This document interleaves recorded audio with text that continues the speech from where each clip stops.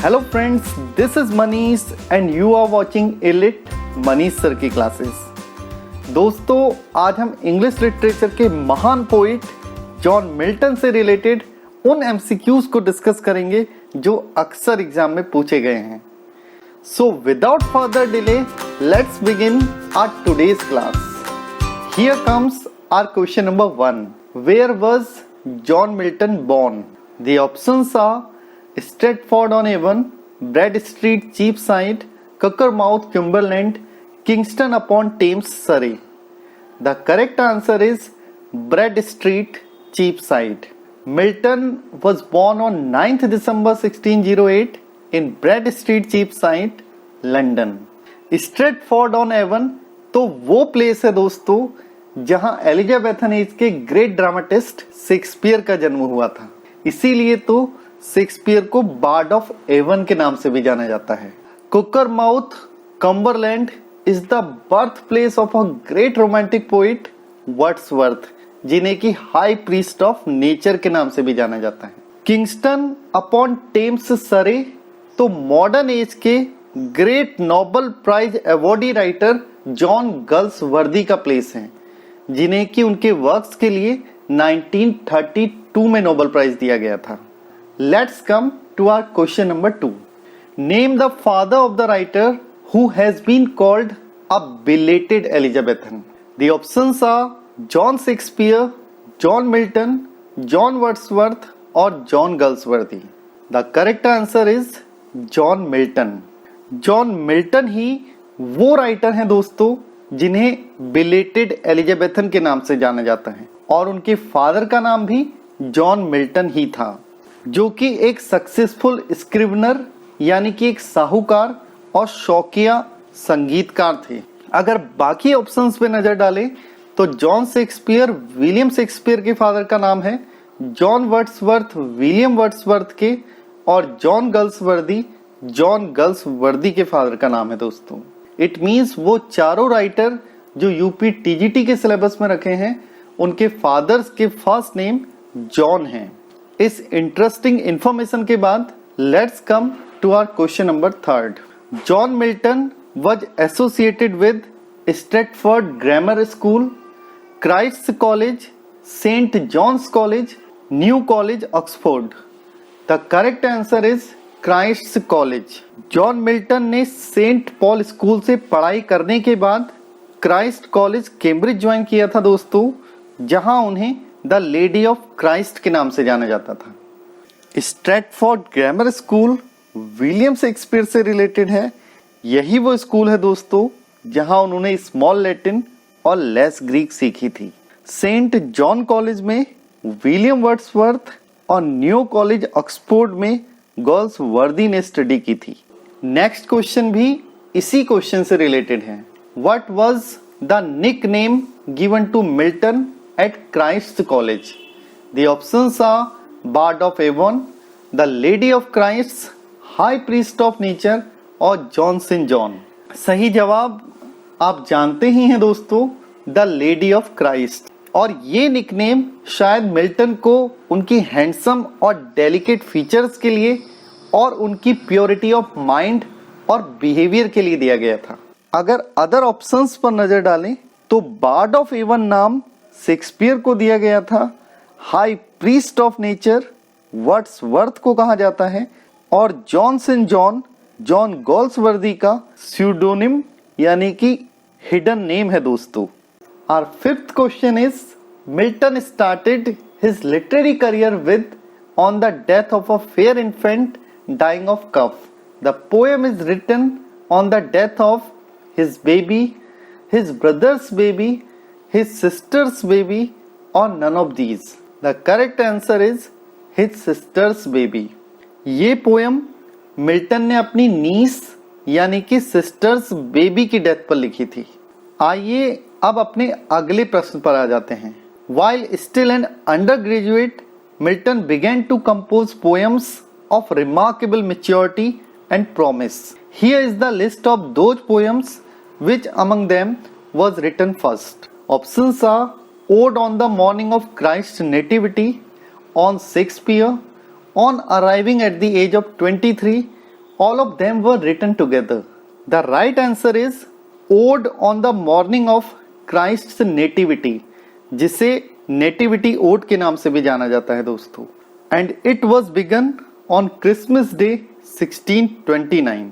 Next one related to this one only is the age of Milton when he wrote on the morning of Christ's nativity was about 20, 23, 43 और 40. सही जवाब 20 है दोस्तों. On the morning of Christ nativity, जिसे nativity odd भी कहते हैं दोस्तों, इसको जॉन मिल्टन द्वारा 1629 में लिखा गया था. And this poem describes Christ's incarnation and his overthrow of earthly and pagan powers. और यही वो पोएम है which connects the incarnation with Christ's crucifixion. Here comes our next question. In which work of Milton do we find the line, "Dear son of memory, great heir of fame"?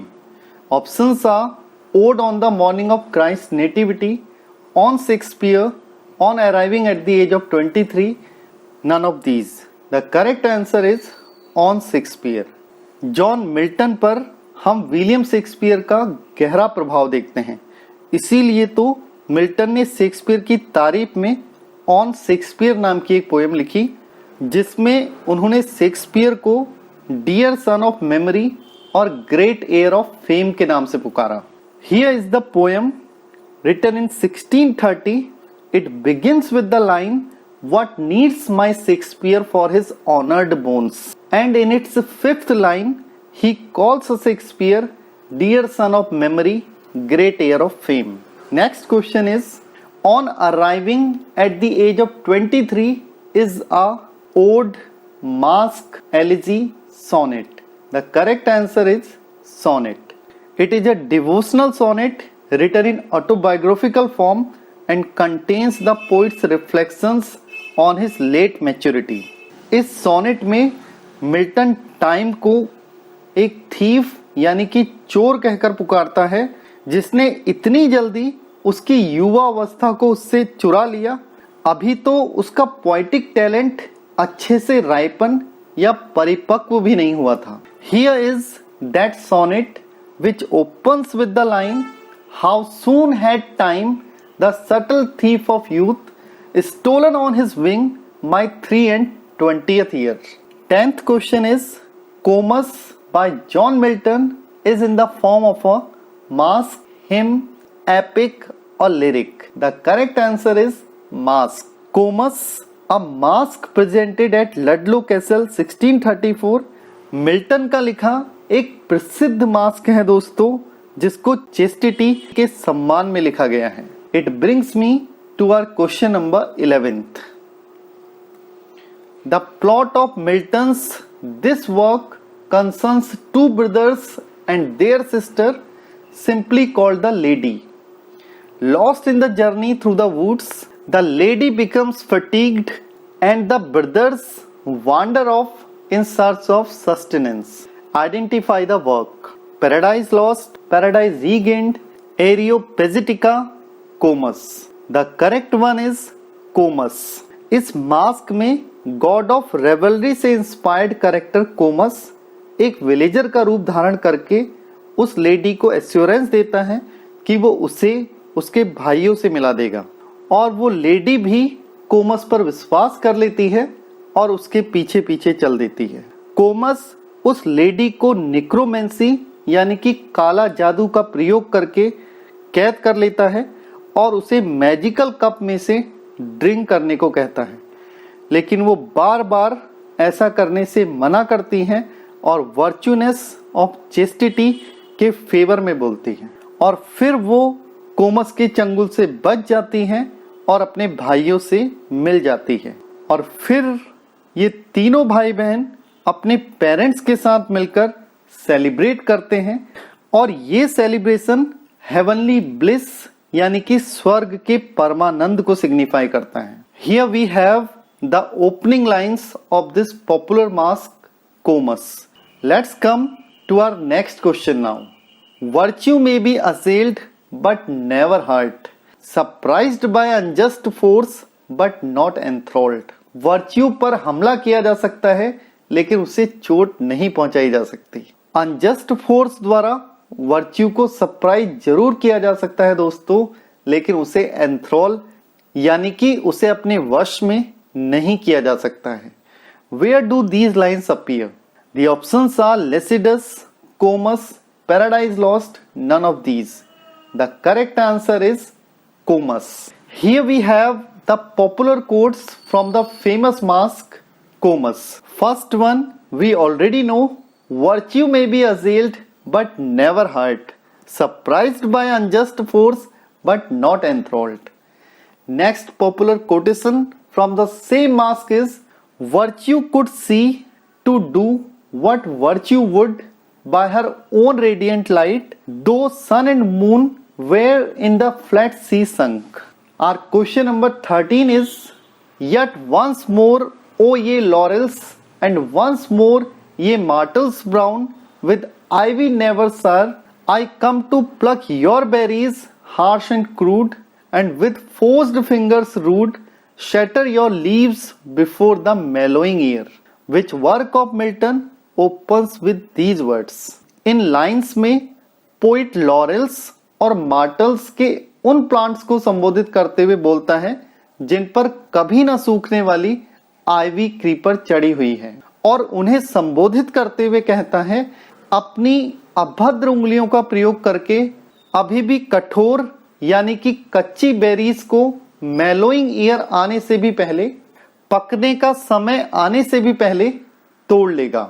ठीक वैसे ही जैसे कि Milton के दोस्त को उसकी maturity तक पहुंचने से पहले ही भगवान ने उठा लिया। तो the question is, which work of Milton opens with these words, and the correct answer is Lycidas. Next question is, Lycidas was written in the memory of Sir Christopher Milton, Edward King, Arthur Hugh Clough, Arthur Hallam. The correct answer is Edward King. Lycidas pastoral elegy है दोस्तों, जिसे 1637 में लिखा गया था। Pastoral elegy उस elegy को कहते हैं जिसमें एक शेफर्ड अपने साथी शेफर्ड की डेथ पर विलाप करता है। इस पोयम में विलाप करने वाला शेफर्ड जॉन मिल्टन है और साथी शेफर्ड जिसकी डेथ पर विलाप किया जा रहा है वो मिल्टन का दोस्त एडवर्ड किंग है, जिसकी समुद्र में जहाज डूबने से मृत्यु हो गई थी। ये पोयम 193 लाइंस की है और इसमें कोई रेगुलर राइम भी नहीं है। Let's come to question number 15. Milton has given his views on poetry in which of the poem? Comus, Paradise Lost, Lycidas, or none of these? The correct answer is Lycidas. Lycidas जो कि John Milton द्वारा लिखी गई एक elegy है। इसी elegy में अपने पोइट और पोइट्री से रिलेटेड व्यूज को प्रकट किया है। तो अभी हमने जाना कि लेसिडस एक एलिजी है। कोमस के बारे में भी हम जान ही गए हैं कि ये एक मास्क है, और पैराडाइज लॉस्ट तो मिल्टन का लिखा हुआ वर्ल्ड फेमस एपिक है दोस्तों, जो पहली बार 1667 में पब्लिश हुआ था। Elegy is a sorrowful poem that reflects upon death और लॉस। मास्क कोर्टली एंटरटेनमेंट का एक रूप होता है जिसमें म्यूजिक, डांसिंग और सिंगिंग के साथ किसी मिथोलॉजिकल या एलिगरिकल स्टोरी को परफॉर्म किया जाता है। एपिक एक लॉन्ग नैरेटिव पोएम होती है जिसे एलिवेटेड स्टाइल में लिखा जाता है। इसमें किसी लेजेंडरी और हिस्टोरिकल हीरो के एडवेंचर्स को डिस्क्राइब किया जाता है। Let's move on to our next question now. In which work do we find the line Alas, what boots it with incessant care to tend the homely slighted shepherd's tread? Options are Comus, Paradise Lost, Lycidas, none of these. Lycidas नाम की elegy को poet अपने दोस्त Edward king की death पर विलाप करते हुए शुरू करता है और फिर उसका ध्यान अपनी और अपनी पोइट्री की तरफ चला जाता है और वो सोचता है कि सीरियस पोइट्री लिखने में उसे कितनी मेहनत करनी पड़ती है, लेकिन क्या ये मेहनत कोई प्रॉफिट देने वाली भी है? क्योंकि दूसरे पोइट तो एमरस पोइट्री यानी कि रंगीन मिजाजी वाली पोइट्री लिख रहे हैं और नाम कमा रहे हैं, और मैं तो एक होमली स्लाइटेड शेफर्ड्स ट्रेट को ही फॉलो कर रहा हूं। So these are the important lines from the poem Lycidas. For Lycidas is dead, dead ere his prime, young Lycidas and hath not left his peer, who would not sing for Lycidas. क्योंकि Lycidas मर गया है, अपनी prime age से भी पहले वो मर गया है, और वो छोटा सा लेसिडस अपने पीछे कोई भी ऐसा दोस्त नहीं छोड़ के गया जो कि आज उसके लिए ना गा रहा हो। Weep no more woeful shepherds, weep no more, for Lycidas your sorrow is not dead, sunk though he be beneath the watery flower. ओ दुखी गडरियो, अब और ज्यादा मत रो, क्योंकि लेसिडस तुम्हारा दुख जिसके लिए है वो मरा नहीं है। हालांकि वो पानी में डूबा जरूर है, लेकिन वास्तव में वो नीचे नहीं बल्कि अपनी शक्ति का प्रयोग करके समुद्र की लहरों पर चलते हुए ऊपर की ओर यानी कि स्वर्ग की ओर उड़ गया था। In the blessed kingdoms meek of joy and love, there entertain him all the saints above. अब लेसिडस आनंद और प्रेम वाले हेवनली किंगडम्स में बैठा हुआ है और उसके चारों ओर बैठे हुए सेंट्स उसे हिम्स यानी कि रिलीजियस सॉन्ग्स सुनाकर एंटरटेन कर रहे हैं। At last he rose and twitched his mantle blue, tomorrow to fresh woods and pastures new. अंत में लेसिडस खड़ा हो जाता है, अपने नीले कपड़ों को झाड़ता है और फिर से नए जंगलों में और नए चारागाहों में आने की तैयारी करता है।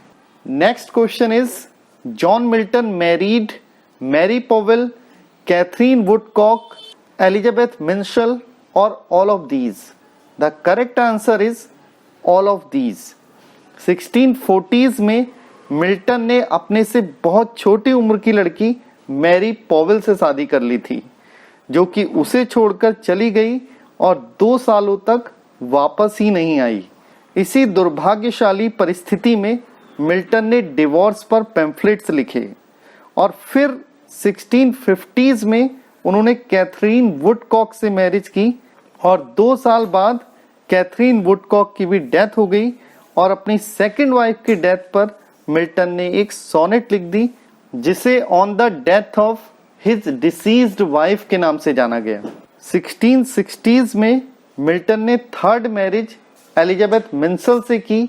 ये एक हैप्पी मैरिज थी जो मिल्टन की डेथ तक बनी रही थी। Next one, the immediate spark for Milton's divorce tracts was his desertion by his wife. Options given are Mary Powell, Catherine Woodcock, Elizabeth Minshall or all of these. The correct answer is Mary Powell. Marriage के कुछ समय बाद ही Milton की पहली wife यानी कि Mary Powell उसे छोड़कर चली गई थी। उसके अपने पति से अलग होने के 2 रीजन्स हो सकते हैं। नंबर 1, मैरी पॉवेल और मैरी पॉवेल की फैमिली रॉयलिस्ट को सपोर्ट करती थी, और दूसरी तरफ मिल्टन एक एंटी रॉयलिस्ट थे। वो उस समय के राजा चार्ल्स फर्स्ट के खिलाफ खड़े थे। और दूसरा कारण हो सकता है discrepancy in their ages. John Milton 34 years के थे और उनकी वाइफ 17 की। Next one is Milton's divorce tracts refer to blank interlinked polemical pamphlets, fill in the blank. अर्थात मिल्टन ने जो डिवोर्स ट्रैक्ट्स लिखे थे जो कि आपस में जुड़े हुए क्रिटिकल पैम्फलेट्स थे, उनकी संख्या कितनी थी? The options are 3, 4, 5, 6। The correct answer is 4। ये ट्रैक्ट्स डिवोर्स के फेवर में लिखे गए थे दोस्तों। उस समय मिल्टन के इन डिवोर्स ट्रैक्ट्स को खूब क्रिटिसाइज किया गया था दोस्तों, लेकिन वर्तमान समय में बने हुए मॉडर्न डिवोर्स लॉज कहीं ना कहीं मिल्टन के इन डिवोर्स ट्रैक्ट से ही प्रेरित हैं। It brings me to our question number 20th। Milton's sonnet 23 methought I saw my late espoused saint is about Mary Powell, Katherine Woodcock, Elizabeth Minshull, all of these. Catherine Woodcock, the second wife of Milton, is the right answer. Methought I saw my late espoused saint, जिसे on his deceased wife के नाम से भी जाना जाता है दोस्तों, John Milton की सबसे अच्छी सॉनेट्स में से एक है। ये मिल्टन ने अपनी सेकंड वाइफ कैथरीन वुडकॉक की डेथ पर लिखी थी, जिनकी चाइल्ड बर्थ के दौरान डेथ हो गई थी। Let's come to our next question now. Apology for Smectime News or an apology for a pamphlet was published by John Milton in which year? The correct answer is 1642. जैसे Milton ने 4 divorce tracts लिखे थे, वैसे ही उन्होंने 5 anti prelatical tracts भी लिखे थे, और इन ट्रैक्ट्स यानी कि पॉलिटिकल पैम्फलेट्स में Episcopal form of church leadership पर क्वेश्चन उठाए गए थे, जिसमें सारी की सारी पावर बिशप को दे दी जाती थी। एपोलॉजी फॉर स्मेक्टिम न्यूज उन्हीं 5 पॉलिटिकल पैम्फलेट्स की सीरीज में आने वाला फाइनल ट्रैक्ट था दोस्तों। Who is the writer of the lines and long it was not after when I was confirmed in this opinion that he who would not be frustrate of his hope to write well hereafter in laudable things ought himself to be a true poem, that is a composition and pattern of the best and honorablest things. The options are Shakespeare, Milton, Galsworthy, Wordsworth. The correct answer is Milton. ये lines anti prelatical tracts में आए final tract apology for Smectymnuus से ही ली गई हैं दोस्तों, और इनका अर्थ है अभी बहुत लंबा समय नहीं हुआ जब मैंने इस बात को स्वीकार कर लिया कि वो व्यक्ति जो कुछ अच्छा लिखने की इच्छा करता है, उसके माध्यम से तारीफ पाना चाहता है, लेकिन जो भी लिख रहा है उसे निराशा ही हाथ लग रही है, ऐसी निराशा से बचने के लिए उस राइटर को पहले खुद एक ट्रू पोएम बनना पड़ेगा। ट्रू पोएम से कवि का मतलब है सबसे अच्छी और सबसे सम्मानित चीजों का मिश्रण। दूसरे शब्दों में बोले दोस्तों तो वो ही व्यक्ति कुछ अच्छा सम्मान वाला वर्क लिख सकता है जो खुद अच्छा और सम्मानित हो। Let's come to the next question now. Areopagitica is among history's most influential and impassioned philosophical defenses of the principle of a right to freedom of speech and expression.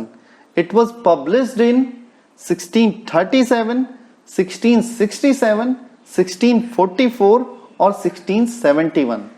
The correct answer is 1644. Areopagitica Milton का लिखा एक prose work है जो freedom of the press को highlight करता है। It was published at the height of the first English civil war, और उस दौरान 1642 में तो थिएटर्स को भी बंद करना पड़ा था दोस्तों। Let's move on to the next question now. Give me the liberty to know, to utter and to argue freely according to conscience above all liberties. Where do we find these lines? The correct answer is Areopagitica. Let's come to our question number 25th now. What according to Milton are not absolutely dead things but do contain a potency of life in them, to be as active as that soul was whose progeny they are.